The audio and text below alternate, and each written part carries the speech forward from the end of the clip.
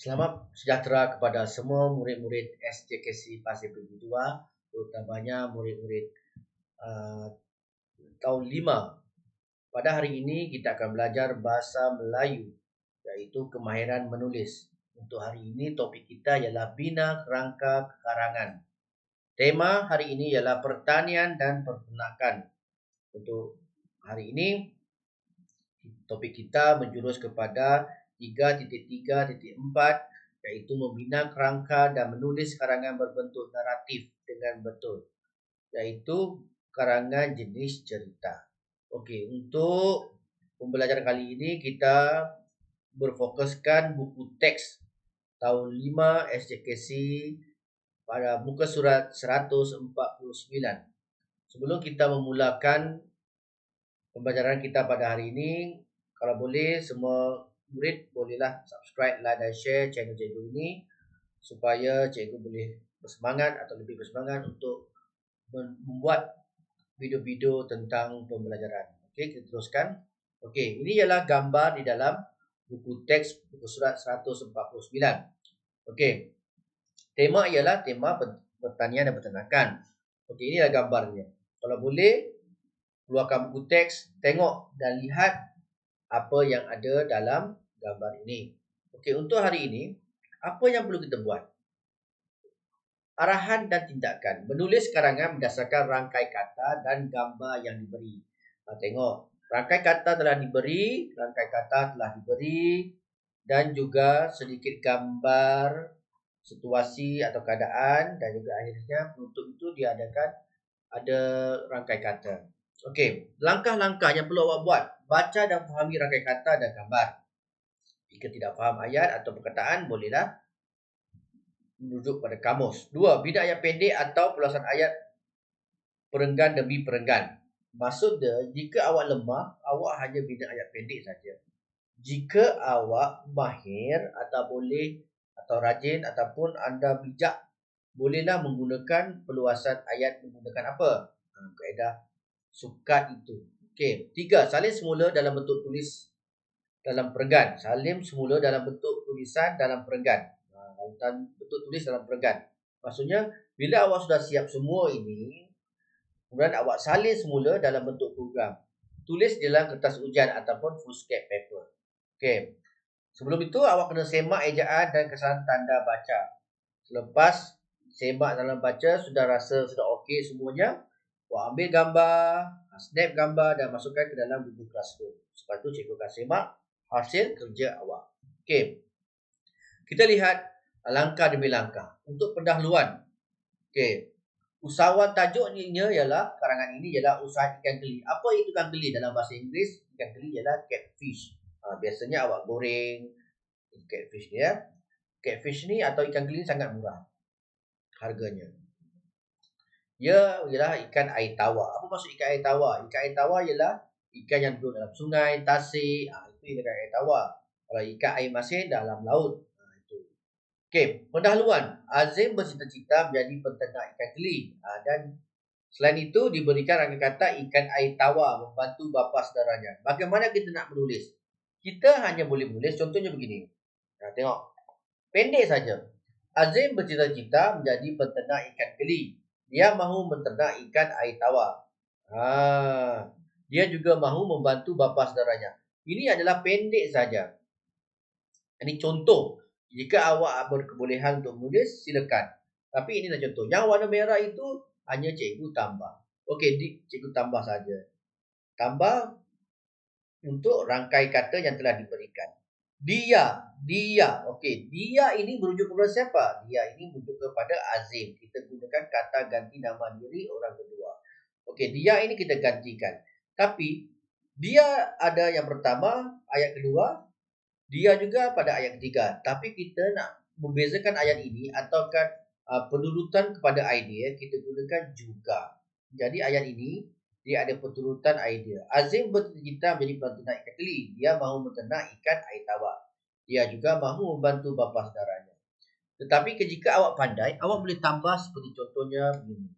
Azim bercita-cita menjadi peternak ikan keli yang berjaya.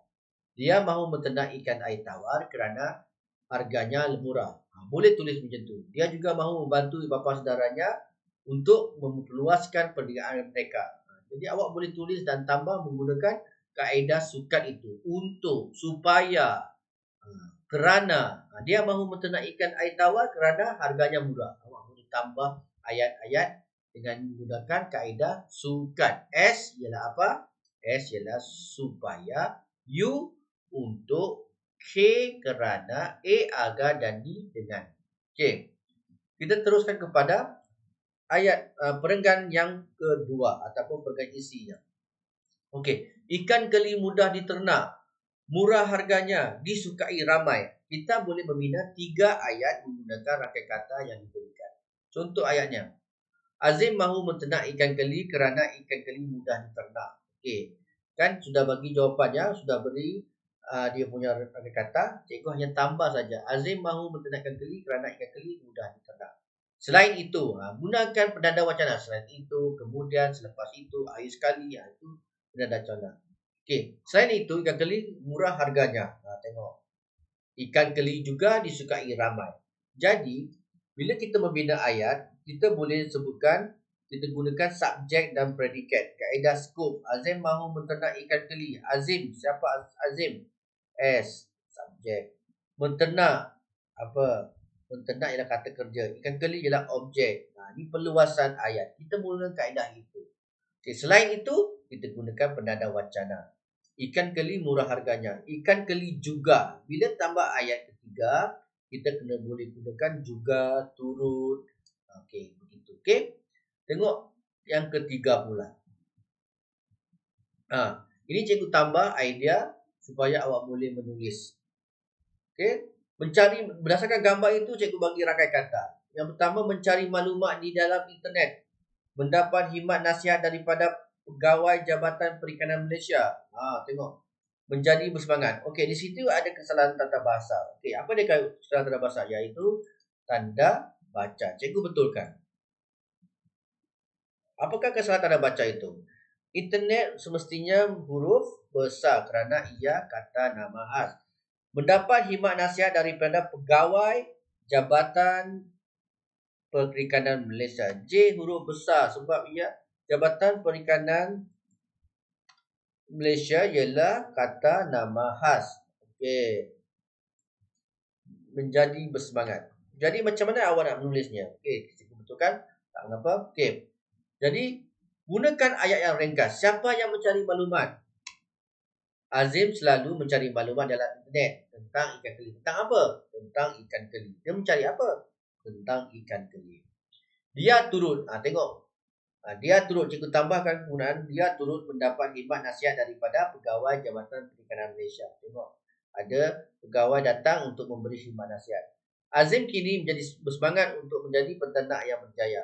Jadi, untuk itu cikgu tambah menggunakan kaedah sukat. Menggunakan kaedah sukat. Jadi tak ada masalah di situ. Kan cikgu cakap untuk membina ayat kita menggunakan kaedah sukat, perusahaan ayat. Jadi kita gunakan kaedah skop untuk membina ayat. Okey, seterusnya. Menjaga ternakannya dengan bersungguh-sungguh. Siapa yang nak menjaga ternakan dengan bersungguh-sungguh? Azim. Bila? Pada setiap petang. Okey, bertekad mampu berjaya. Azim, siapa yang bertekad mahu berjaya? Azim, subjeknya adalah Azim. Menjual kepada peraih siapa? Azim. Untuk apa? Untuk mendapat keuntungan. Kita mesti gunakan pertanyaan-pertanyaan itu. Okey. Selepas pulang dari sekolah, Azim menjaga ternakannya dengan bersungguh-sungguh. Dia bertekad untuk berjaya. Setiap hujung minggu, dia akan menjual kepada peraih untuk mendapat untung. Dia. Kita gunakan untuk merujuk kepada siapa? Azim. Jadi, apabila ayat ini menjadi satu perenggan yang lebih menarik, kita gunakan ini selepas pulang dari sekolah. Bila? Kita gunakan pertanyaan itu. Okey. Seterusnya. Penutup. Usaha Azim mencapai kejayaan. Dapat menjual hasil ternakan melalui internet. Senyuman tanda. Macam mana nak buat? Okey. Usaha Azim mendapat kejayaan. Penutup. Kita tambah bagaimana? Akhirnya usaha Azim mencapai kejayaan. Nokta.